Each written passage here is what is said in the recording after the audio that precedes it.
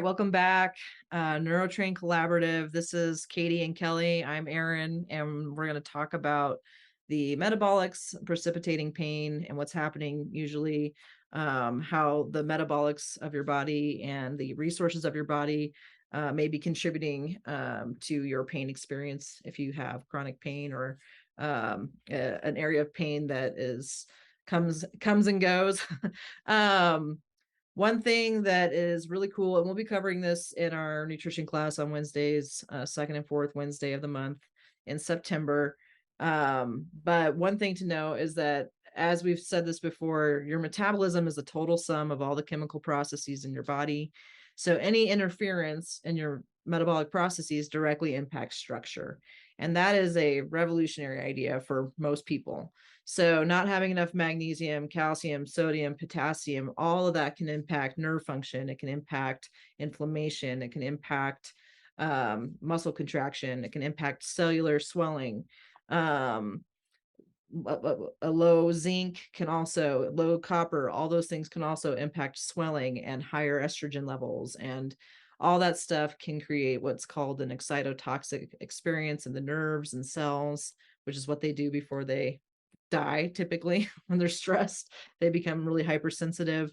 That could be playing a large role in the pain experience. So these are some of the topics that we're going to talk about. We're going to talk about thyroid function, why thyroid is so powerful to get really solid nerve conductivity and like good mineral balances in the cell, how that plays a role with progesterone and your pregnenolone levels, and how those all kind of complement each other.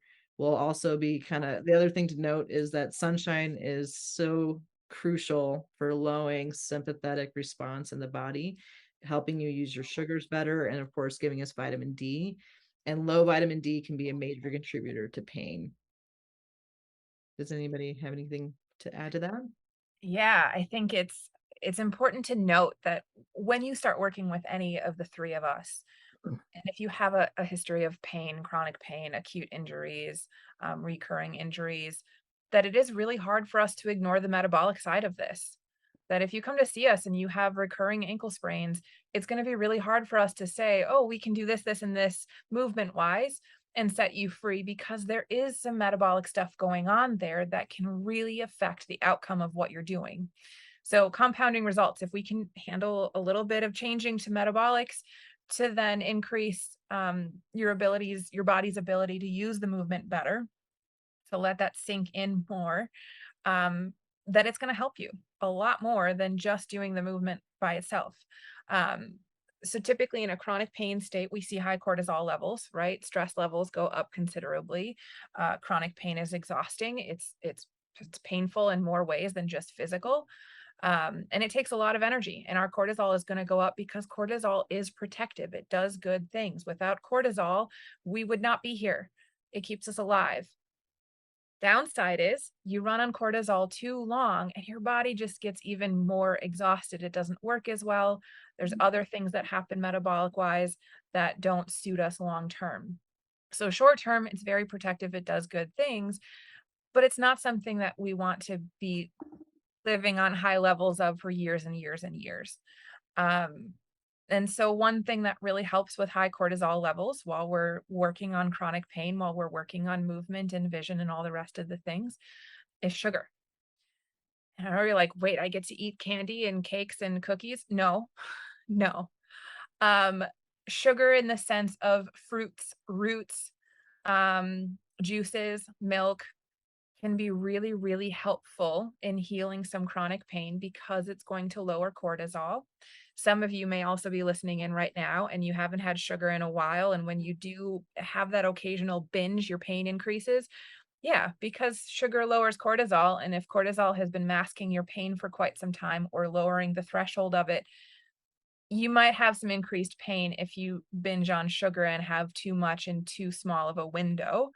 Um, but our goal with these metabolic classes on Wednesdays, the second and fourth Wednesdays of the month, and certainly in some of the other classes that we start talking about metabolics, sugar can be really helpful in small doses as you start to increase your sugar intake if it's been a while for you. And there are certainly precautions that we want to take too, because sugar and PUFA, polyunsaturated fats, don't mix well together. So you can also see an increased pain with that. Um, when we're talking about a lot of the aches and pains that increase after you've had a binge, typically you're not binging on fruits, or even juices or milk. You're binging on things that include those unsaturated fats, and a lot of other things. So brownies, cookies, cakes, those kinds of things certainly are not going to help your chronic pain long term. So we're going to differentiate between what's helpful, what's not, what you need to be considerate of if you have a history of diabetes or anything else metabolic going on, so that we're doing this safely, but in a way that actually helps you decrease chronic pain or acute injuries, that kind of stuff. The other thing I want to mention is that we're also going to be talking a little bit more about PUFA, so those unsaturated fats. And in histories or with a history of chronic pain, they've actually found that increased unsaturated fat intake will result in reversible nerve damage that leads to an increased cycle of chronic pain. So we take out unsaturated fats, we do some other things to kind of help you out that can actually reverse the nerve damage. So I don't want you to think, oh gosh, I've got nerve damage forever. No, nerves can always be healed. It takes some time, takes some practice and figuring things out, but they can be healed. And what that study did show is that when they removed unsaturated fats from their diets, nerves healed over time and chronic pain decreased. So that's going to be another really important thing that we talk about as far as metabolics go in September, so that you can understand your pain a little bit more. You can start to look for things, start to look for correlations, and notice maybe I haven't been doing this the way that is most helpful for my lifetime or the last couple of years. And you can start to become your own scientist moving forward to figure out what works, doesn't work for you specifically. Anything to I add?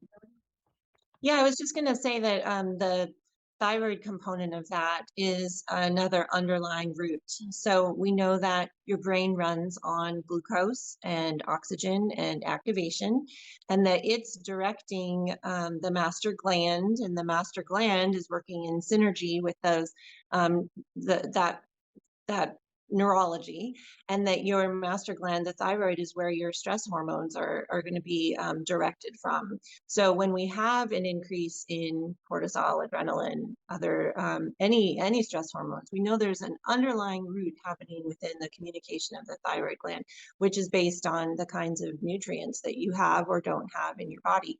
So I like to share the story of I have a diabetic client who is over 80 years old, and of course, this is an example of someone I've worked with for a long period of time, and I know all the health history there. And we look at data that comes from our chronometer, so that we have information to go on, and also we look at pulse and temperature in response to see how things are going. And this person was experiencing neuropathy in the extremities and loss of nerve function in the fingers. And we started looking at, well, if the thyroid gland, if you have low thyroid hormones, and we also have low sugar, because diabetics are very careful with the amount of sugar that they're getting, the nerves don't have fuel in order to create sensation. So we have been working together on reintroducing the minerals that haven't been present in the diet, and also on how to get sugars to help the brain and the nerves that need fuel all the way down in the tips of the fingers, and lowering those stress hormones metabolically.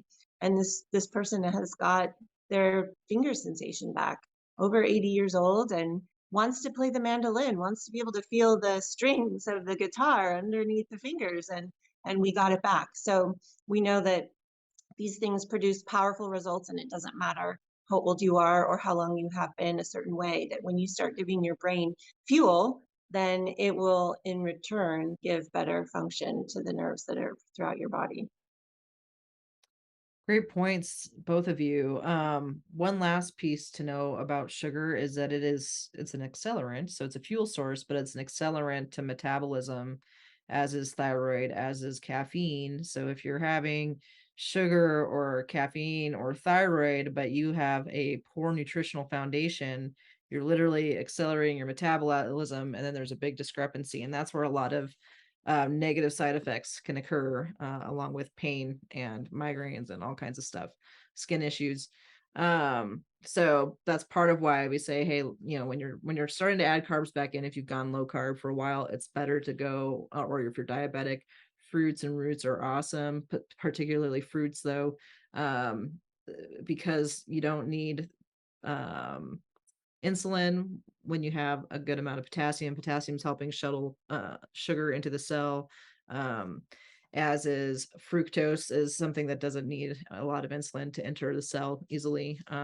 So those are really cool things. And when we talk about master gland, I just think it's funny because I was reading my physiology book and they were talking about the pituitary gland being the master gland, and there's kind of a back and forth opinion on between scientists. But one thing that I do know is they did a study on some rats, and I can't remember what was going on with the rats, but they had to do with high prolactin, I think, and high parathyroid. And they removed the pituitary gland, and it completely resolved the issue that the rat was having.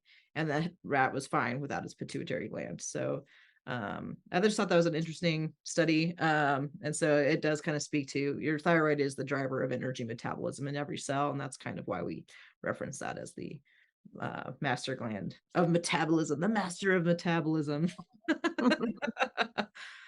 Any other things that you two want to add? No? I can't wait.